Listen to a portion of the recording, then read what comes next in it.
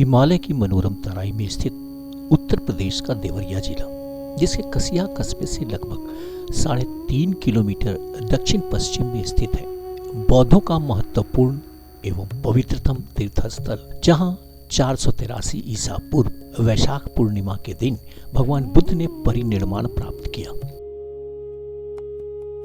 बौद्ध साहित्य में मल्लू अथवा उनकी राजधानी का कोई स्पष्ट उल्लेख नहीं, परंतु परवर्ती साहित्य में उनका वर्णन अनेक ग्रंथों में मिलता है। महाभारत के भीष्म पर्व में यह मल्ल राष्ट्र के रूप में वर्णित है, जो अंग, बंग और कलिंग के समान ही पूर्वी भारत का प्रमुख राज्य हुआ करता था। बुद्ध मैतेय के शासनकाल में इसे कंतुमती नाम से जाना जाता था।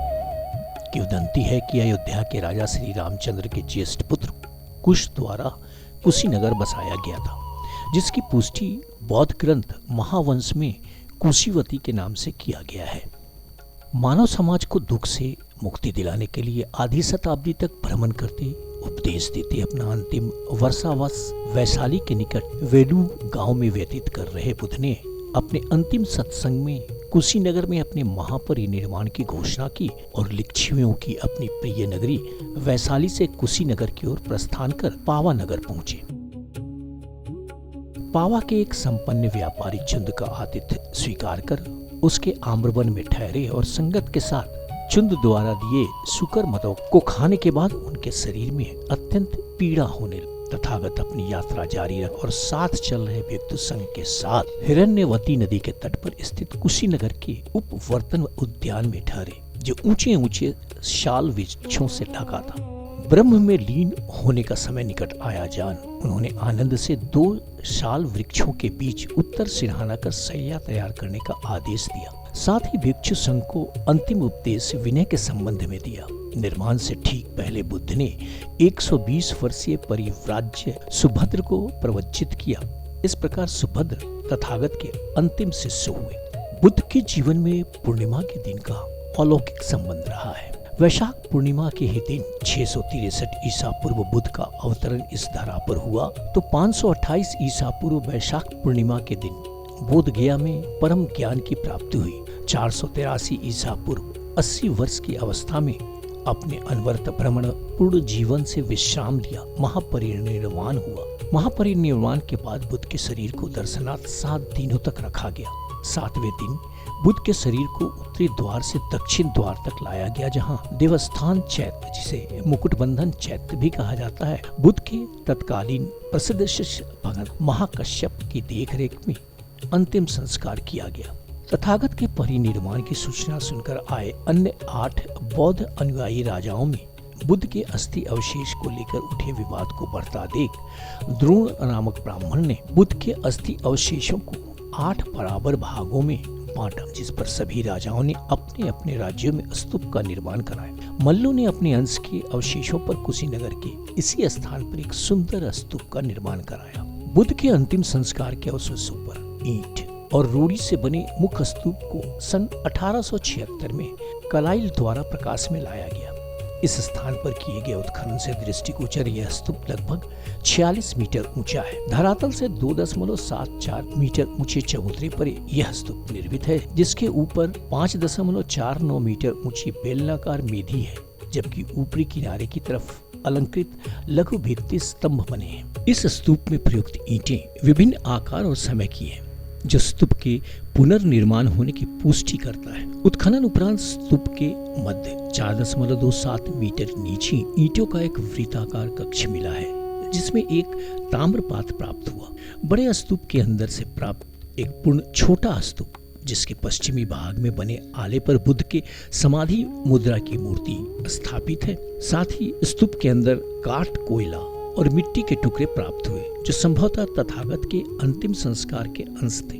कुशीनगर स्थित निर्वाण चैत्य, जहां तथागत ने निर्वाण प्राप्त किया, यह चैत्य भी मुख्य स्तूप की तरह एक चबूतरे पर बना है। आधार पर बनी बुद्ध की 6.1 मीटर लंबी प्रतिमा है।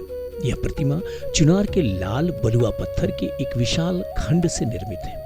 प्रतिमा में बुद्ध मृत्युशैया पर दाहिनी करवट लेटे मुंह पश्चिम की ओर, सर उत्तर की ओर है। आधार का पश्चिमी भाग प्रवेश द्वार की तरफ है, जिस पर 3 अस्पष्ट मानव आकृतियां बनी हैं। प्रतिमा के चारों तरफ आयताकार कक्ष और कई अन्य उपकक्ष उत्खनन से प्राप्त हुए हैं, किंतु अभी तक उत्खनन उपरांत अशोककालीन स्तंभ या चैत्य प्रकाश में नहीं आ पाया है। मुख्य स्थल के चारों ओर अनेक प्राचीन विहारों और स्तूपों के भग्नावशेष मिले हैं। विहार पश्चिम दिशा में है। इस स्थल से प्राप्त सबसे बड़ा विहार लगभग 46 मीटर वर्गाकार है। यहाँ से प्राप्त मोहरों से प्रतीत होता है इसका निर्माण 900 ईस्वी में हुआ होगा। इसके अतिरिक्त गुप्त और कुषाण काल की अनेक मुद्राएं भी प्राप्त हुई हैं। दक्षिण की तरफ प्राप्त स्तूपें छोटे आकार की हैं, जो संभवतया तीर्थ यात्रियों द्वारा अपनी यात्रा के क्रम में अपनी श्रद्धा अर्पित करने के लिए बनवाए गए प्रतीत होते हैं। जिसकी पूर्व ओर के स्तूप अवशेष मौर्य काल से 7वीं शताब्दी के बीच बने प्रतीत होते हैं। उत्तर की तरफ का मौर्यकालीन स्तूप पूरी तरह से 10वीं शताब्दी में निर्मित अवशेष से ढक चुका है। मुख्य स्थल के सुदूर पूर्व की तरफ बना विहार 10वीं शताब्दी का बना है, जिसका मुख मुख्य स्तूप की ओर न होकर विपरीत दिशा की ओर है। अन्य विहारों के समान इसमें प्रांगण नहीं है, बल्कि मध्य में एक विशाल कक्ष है, जो संभवतया पोस्तागार रहा होगा, जहां भिक्षुओं का उपोषय होता होगा। मुख्य निर्माण स्थल से दक्षिण पश्चिम लगभग 1 फरलांग की दूरी पर स्थित बुद्ध की भूमि स्पर्श मुद्रा में विशाल प्रतिमा, जिसका निर्माण गया के नीले प्रस्तर खंड से किया गया है। उत्खनन उपरांत प्राप्त साक्ष्य बताते हैं कि ये सभी स्मारक एक 4 दीवारी द्वारा घिरा था। ये दीवारें 381 मीटर की थी। दक्षिण दीवार के पूर्वी भाग की ओर एक प्रवेश द्वार था। अभी तक के उत्खनन से मात्र 1/3 हिस्सा ही प्रकाश में आ पाया है। पूरे परिसर को माथा कुंवर स्मारक नाम से जाना जाता है। माथा कुंवर स्मारक से लगभग 1.5 किलोमीटर पूर्वी की तरफ छोटा झील, जिसे स्थानीय लोग राम भार कहते हैं। कुशीनगर के अन्य स्मारकों से इसकी दूरी और विशेष बनावट शैली से यह स्पष्ट होता है कि यही मल्लों का मुकुट बंधन चैत्य है, जहां भगवान बुद्ध की अंत्येष्टि हुई। उत्खनन उपरांत प्रकाश में आया यह अवशेष कुशीनगर में पाए गए स्तूपों में सबसे विशाल है। आज विश्व में बढ़ रहे अशांति, कटुता, हिंसा में भगवान बुद्ध के पंचशील के संदेश, उसका प्रकाश समस्त मानव समाज में शांति, भाईचारा, प्रेम का सृजन करे।